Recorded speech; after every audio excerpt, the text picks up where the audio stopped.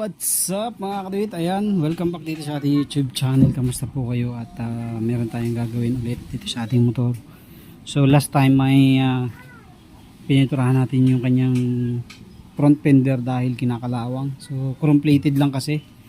Since hindi rin natin masyado nagagamit, itong motor naka-stock lang dyan, ay kinakalawang talaga siya dahil hindi masyado nagagamit nagmo-moist. So ginawa natin, pinintahan natin, sinabay natin sa kalan black. Ganda epoxy enamel lang yan. Pininta natin, ang importante epoxy siya kaya matibay. So kakabit natin para magmukhang okay na ulit siya. Hey there, subscribe to my channel and also press this bell icon.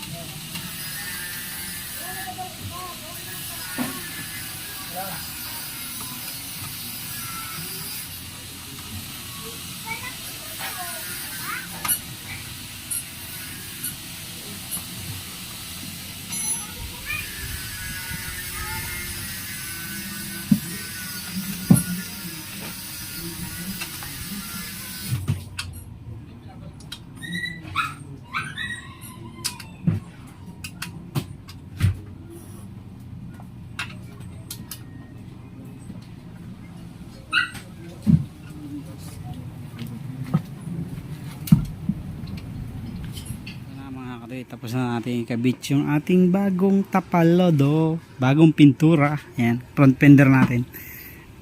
May gagawin sana ako dito last time. Ang gagawin ko sana, puputulin ko na siya dito.